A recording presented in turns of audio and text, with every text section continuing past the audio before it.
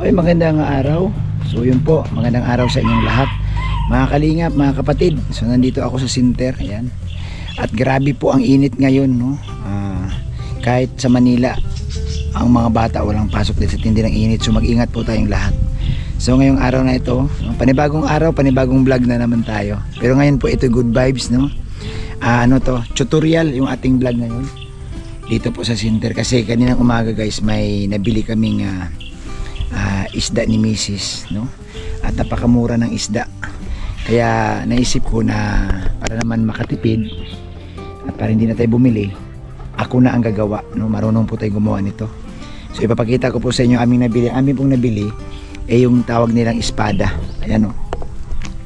So magbibilad po kami, no? So yun, ang tawag dito sa Bicol, no? Espada. At binabad po natin ito guys sa bawang. Ayan, oh. So makita niyo po yung bawang, paminta, magic sarap at iba pang mga ingredients na pwedeng pampasarap dito. Mayroon din tayong nilagay dyan, no? Na hindi natin pwedeng sabihin. Kasi po ang kilo nito dito nasa 40 pesos lang, no? So bumili ako guys ng 3 kilo. Magkano lang yun, 100 plus 120. So masarap kasi ito, no? Isa bumili pa tayo, ako na po ang gumawa. Yan. So ibibilad natin, DIY lang po ito ating bilaran, no? Hindi naman tayo kagaya sa iba na gumagawa talaga nito. Kaso lang dagsa ngayon ang espada. Ang tawag nito guys, ano bang tawag sa inyo nito? Yan, ang tawag nito kasi sa amin guys, no? Sa Bisaya ay diwit. Yan, diwit yan eh. Yun. So marunong naman tayong gumagawa tayo ng mga daing. So ako na rin ang gumawa. Kami ni Mrs. Kaysa bibili ka, kung bumili ka naman kasi nito, ang mahal. Alam nyo ba guys ito? Pag bumili ka nito ng tuyo na yung tinitinda na sa palengke, 400 ang 1 kilo. Ang 1 kilo nito 400 pesos. Sabi ko, dagsa man ngayon itong espada, tayo na lang ang magbilad. Kasi matindi ang init. Matindi ang init ngayon. So, hindi na tayo guys, no? Ibig sabihin, no? Makakatipid tayo. Ayan. Kaya sabi ko nga sa iba, pag masipag ka lang, no? Magbilad ka na. Ano, bibilad mo na siya. Meron din tayong buo, no? Ayan. Ito po, inislice lang natin yung katawan. Pamplito naman yan. Shhh! Oy, aba, yung aking alagang aso. Alis ka dyan, unahan mo pa ako ay. So ang ginamit ko guys, karton lang. Kasi ang maganda naman sa karton kasi magdadry yan, kasi sisipsipin ng karton ang katas. Diba? So itong ating upload ngayon, tutorial, no? Yan, tutorial ito dito sa amin kasi nga dagsa ito ngayon. Napakamura ng kilo, 40 pesos ang 1 kilo. Nakaraan nga yung isang balde ng sapsap dito sa amin guys na maliliit, no? 100 pesos isang balde. Kaya lang bibihira lang tayo makano kasi nga busy rin tayo. Pero ngayon nung mag-jogging kami ni Mrs. kanina, aba, ito ang bumungad sa amin. Ang bango ng suka po ito guys. Nilagyan kong paminta. Ay, yan. So yun po, no? Wala mang langaw guys kasi nilalangaw lang ang isda kapag hindi ka marunong. Pero pag ganito, walang langaw yan kasi matinding init. Aba, maluluto ang langaw sa matinding init pag lumapit sa dito.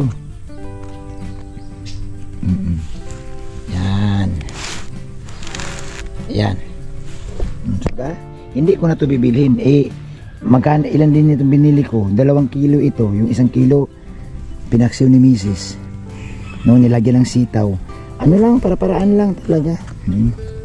Ganyan po dito sa amin, no? Kasi dyan po, dagat na po yan dyan.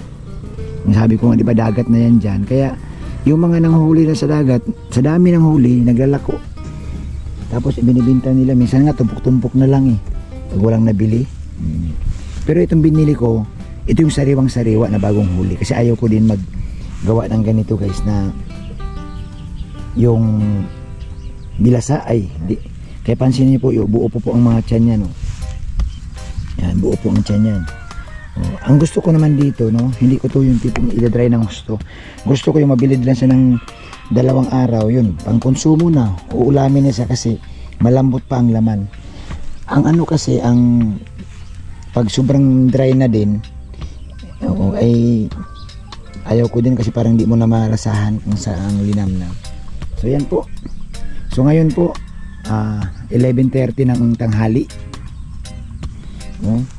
Kaya grabe kasagsagan po ng init guys. Oo. Kasagsagan ng init. Pero magbabantay tayo dito kasi siyempre yung manok, yung aso. Yan. Successful ito. Sa sunod pag medyo bakante ako ulit, magawa ako nito. Magawa ako. I-stack ko lang. Oro pwede rin ipapadalang ko yung kapatid ko sa Manila. Kasi gusto din nila ito ang bilis matuyo. Nawala na kaagad yung nawala na kaagad yung katas. Kasi grabe ang init. Sakit sa balat. Ngayon guys, ang tamang panahon na ikay magbilad. Oo. Yan. Ngayon ang tamang panahon, ang pagbibilad kasi grabe ang init. So yun, ayan ang ating tutorial for today. Yan ang ating tutorial for today. Kunting sipag lang,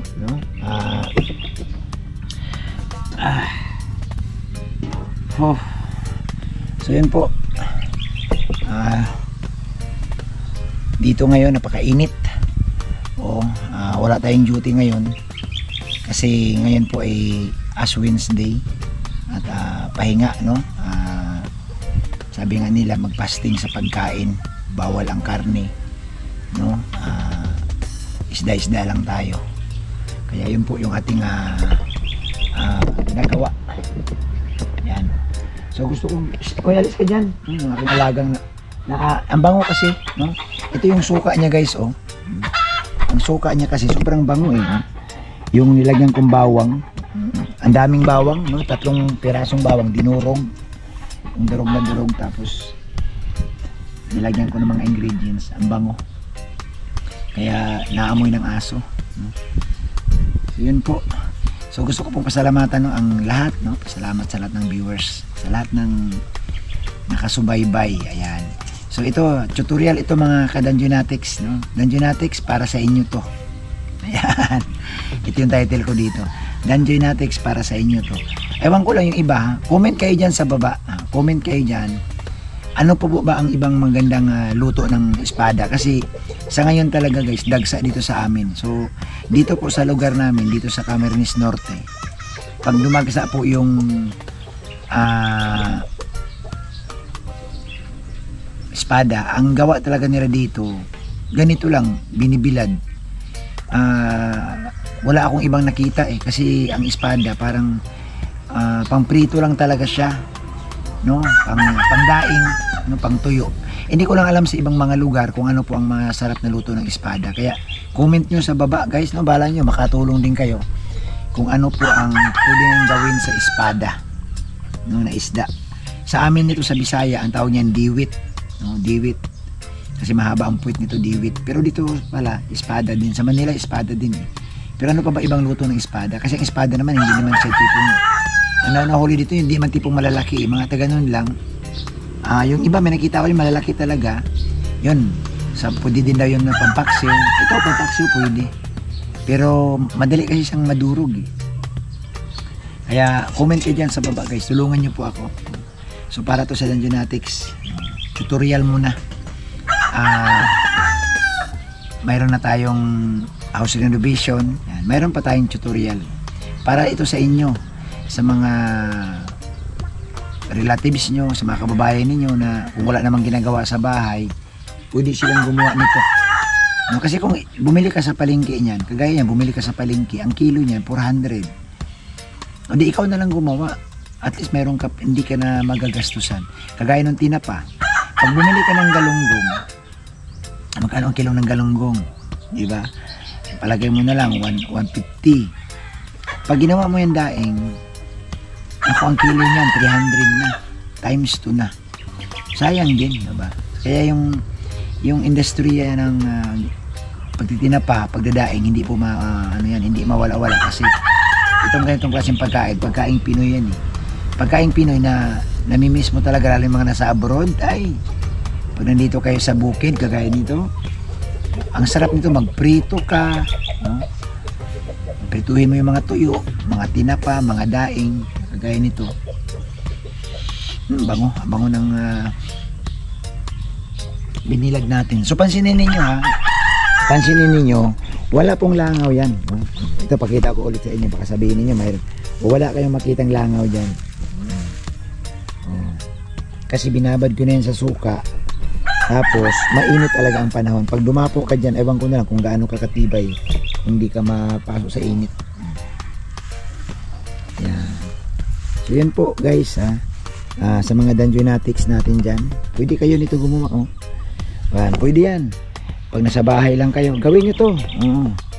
Ayan, gawin nyo po ito guys. So ito, may mga ako dito, may mga alaga din akong native na manok.